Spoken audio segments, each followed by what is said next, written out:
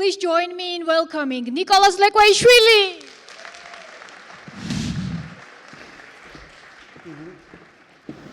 Hi all. Pleasure to be with you today. Interesting part is that in today's presentation, I will not present any of the architecture. I will just present some little observations that we did with students for a while and just simply share it with you because there are big developers here going to make a big changes in the city. Maybe you can also take in consideration these little observations. I want to highlight this word little observations. It's very important. I think this is what makes architecture generally interesting, little things. Okay, I call this presentation this architecture against humanity, but it's not a negative presentation, it was a joke and it did not go through.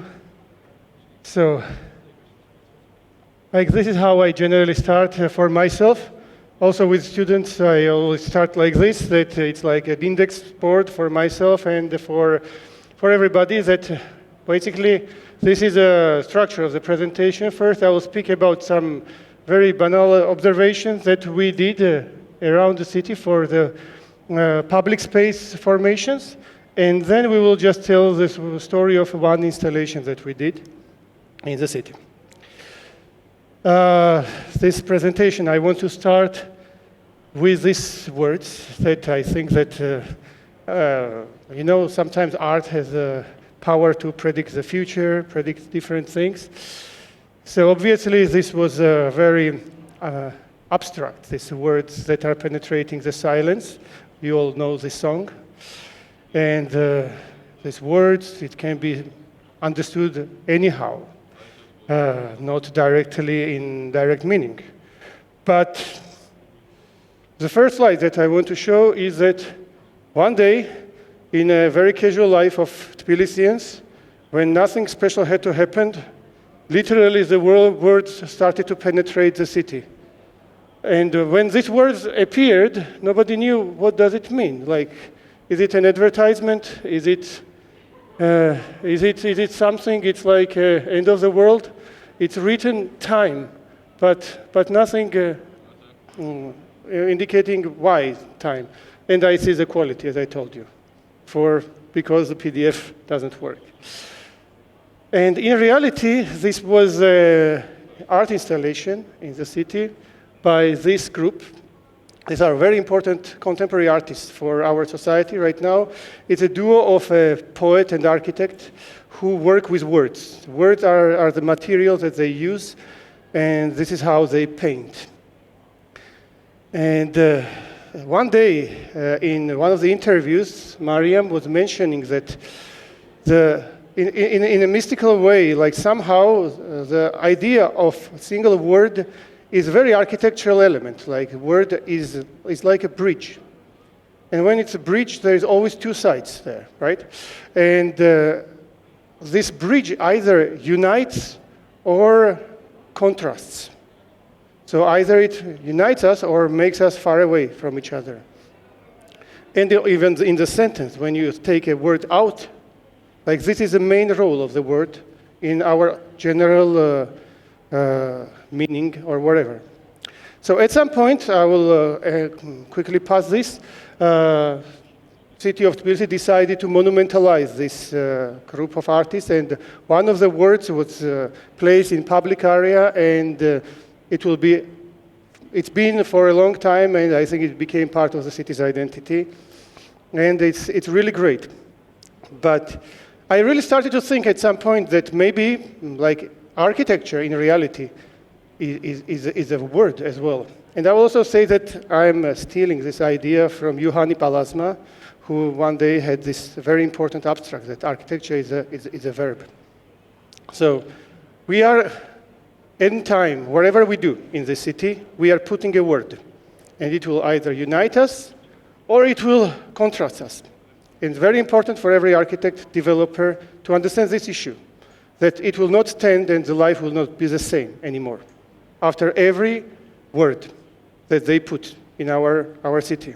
So I want to show you a couple of words that in reality might have been interesting, but it turned out in a different way.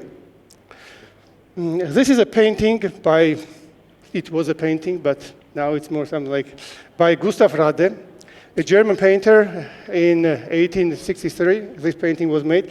It described the wine rice district. This was a district in Tbilisi, which was self-formed. It was not a central district. It was not a rich place. It was a place of drunks, craftsmen, whores, and poets. It was a place of where lots of ideas were getting born and inspiration was getting born to everybody throughout all 19th century, 20th century. And most of the travelers, they were coming in this place because this place was a main actor of forming the identity of the city. This is a photos of how it used to look like in the end of 19th, beginning of 20th century. But obviously, because it was made like non-planned, it was anti-hygienic, and a couple of times with the flooding, huge human damage happened there. And then the Soviet government decided that we are now advanced. We have contemporary technology. We are not in 19th century, and we can plan the area that can make people come together again, but be more sterile and more human-friendly. And then they removed all the illegal constructions, made a huge public plaza. Like in European scenarios, it is a meeting point. But in Georgian scenario, despite being something green, it became a place of division. It became an empty desert in the city center. Nobody ever came here anymore. And the core point became, a core point of meeting became a point of contrast and division. Maybe in Russian or German scenario, it would be a different thing. After 40 years, they experimented a similar thing to make a big public plaza under the sun. And again, same story happened. It is a city with its own identity. It doesn't like big emptiness under the sun. It's uncomfortable. It's too much exposed. And it loses some kind of intimacy that is very important for particularly this city, because in different places maybe it works, you know. So from here, this general. Next slide is that you ask the question, but where do these people meet? So in my generation, I will show you something very strange that I have met different people from different backgrounds. That generally they did not communicate much. But somehow, in one moment, that is not like that anymore, these people met underground in the space where darkness was used as a tool. So sometimes the sun, that automatically is a great thing, can create a conflict, place of division. And darkness as a tool can become a place that helps people to bridge and meet. So the main idea of this area, of these nightclubs and underground, was that it was complete darkness. This photo is in the moment of light, but the idea was that it was complete darkness. And the darkness made people comfortable to meet each other. So this is also an interesting observation for us, that sometimes we can use darkness not as an absence of light, but as a tool, as a material to build.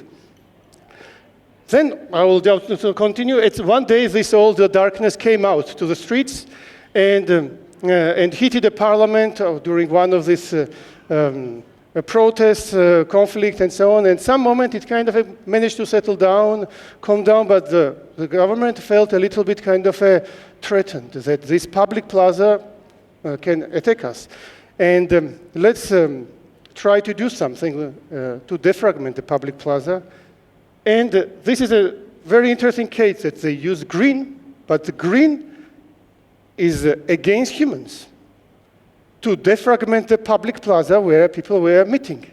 It's very, very interesting. Generally, we see sun as a good helper, green as a helper, but sometimes it can be different. Green can be something to divide. It was used a little bit, even design looks like spikes for the homeless, you know? And the same time, even the same city somehow does a pure concrete spot inside the park that becomes the most alive spot at that moment in the city, like 24-hour, filled with people. So somehow we are observing these little details, and at the same time I was teaching in university with students, and we decided to be not in university, but this part of observation to happen underground also, and we were also there, but in the underground passages, simply to occupy the city, and we were working on this idea of public plaza, and we decided to give lectures and classes not in university anymore, but to move out of the university and occupy the city, because city belongs to us, and we have to understand how it works, because this city doesn't work like other city, and we have to know generally the heartbeat of the city. So we were there, passers were passing by, creating these unplanned meetings and so on. And these unplanned meetings for us was the most important to understand some things. Even before starting, we were cleaning lots of piece and shit in these underground passages, because these were the passages that lost the play of meaning. After zebras were built on top of them, this was just an abandoned areas. But here we reach the project that I wanted to show you, the only project. Here is a year ago, Tbilisi Public Art Fund. This is this fund that tries to bring this word in public area. It's some kind of a fund that tries to create a connection between public and private and bring some kind of art pieces outside to the street. The art pieces that doesn't belong to the political ideology, advertisement of anybody, they just take over. And very often it creates contradiction, but it is very important. And they opened this competition to do a public sculpture. But for the public sculpture, we had to use there was a limitation that we had to use the material of vitrage, kind of a glass that was made by Georgian artists from 70s, Vakhtang Kokyashvili, who created this glass in Riga. Inside Soviet Union, only in Riga this type of a glass could be formed. And the idea was to reuse it. Original piece for which this work of art was created, it was the lower station of the funicular building. This is from the inside, and there is this berikaoba, this old Georgian folklore represented, which is counterpart of Halloween in Georgia. This is from the street side, and this facade was part of the incredible architecture designed by very, very important Georgian architects. It was Giga Batiashvili and Ariel Kutateladze. Two very, very important persons for us. But unfortunately, during civil war, during the transformations of the country, this building's facade was demolished. And big majority of these vitrage pieces were lost, they were thrown away.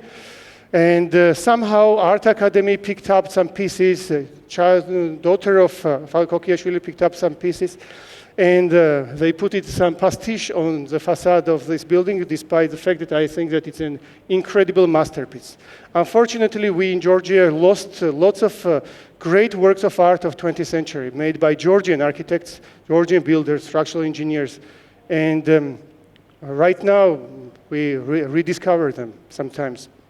I hope someday it will see also back its life. So this was our team that we sat down and we started to work. As in every Georgian, true good work is done with the leadership of a woman. This was our whole idea, that we said that maybe we don't have to make a sculpture, no? Maybe we just put back the wall with all the remainings wherever, well, what is empty, let it stay empty, and just a viewer will see as a beholder's share, as they call it. The painting will finish in the mind of a user. And somehow, through these buildings, they will see some life of Zuri, and maybe it will also become part of the painting. One thing that we added, that since there is no more building, and there was like 10 parts, to have something like a more sculptural, we divide into 10 obelisks, all this piece. So this was our proposal, and it was a competition for sculptors and artists. We are architects. But somehow we were very lucky that it went through, and jury selected us. Some of the jury members even can be here. And this was our sketch, initial sketch. This is most probably what will happen. But obviously, like not everything happens as in the sketch, so we started to observe the material itself, which was incredible. On one side, it had its relief, like a material face, like a sculpture. And on the other side, it was plain and very colorful. So we were observing them took these pieces of material on site and so on, and in every place it was showing itself very differently. Sometimes there's no architecture needed, the material speaks for itself, and that's it. So I'm very proud that this is a project where actually there's no architecture in reality. So we started to analyze which parts are still there and which are gone. So this was our enumeration of things, and then the most important part was that almost every day, since we started to work on this, we started to go to the site and observe to select the right position, where to put it. And we started, again, as I showed you in advance, we tried to have our own investigation of the space all the time, like with a long time on the small details. So every time we would see the same story. In the morning, the city is more or less empty, people go around. On midday, people start to gather around on that area, on the left side, where the whole park is, and getting to fill up like slowly, slowly, slowly. And in the middle, sometimes they were playing with dogs, and on the right side, it was always empty, because it was too much exposed under the sun most of the day. This is our diagnosis, but maybe different reason, but we thought that this area is not part of it, and we want people, we want a place which is full of people. And that's it. That is our indication for success. So this is a question mark that we said that maybe we should place the building this way, that this dead area will become something like an invisible building. So it will create something like a shadow. So after that, we started to work with a structural engineer, did some project, started to pour this concrete, etc. And in the end, we placed the building. And building looked like this first time when we looked without people. And we loved it. But for us, the indication of the project is successful or not was only one thing. If this area will be full of people, then it means that wherever people say we are successful. But if not, then we are not. Slowly, slowly, we started to observe how people started to flirt with the building, sit there, come closer, come closer, come closer. It was in the beginning, it was later on. Some people started to sit on it, go around it. Especially the frontal part, for us, it was very important because it was not so colorful, it was more pastel, and the material was showing itself. And for us, we loved it. The material was a sculpture itself. And one day, we came and we saw this.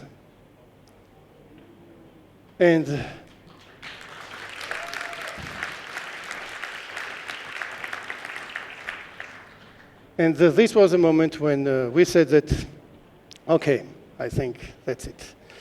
We are there, and we are happy. So I believe that the beauty of this project is that its architecture works just as a pedestal and nothing else. And the viewer is part of the project because everything ends in the mind of a viewer, and the material speaks for itself. And it also reminds us about this building, that it was part of it, it speaks to them, and it reminds of the artist who did incredible work, but we were not smart enough to hear it at that time. So this is where probably I will end.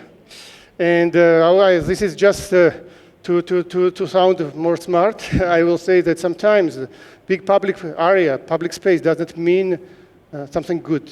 Like degraded public space is the worst thing that we can see. So the success of a place is always to be full of people. If it's a place, as a words, if it unites us, then it is what we need. And we have to remember that it will definitely either unite us or distance us. And I urge developers who do the big words in this city to remember this. That's it.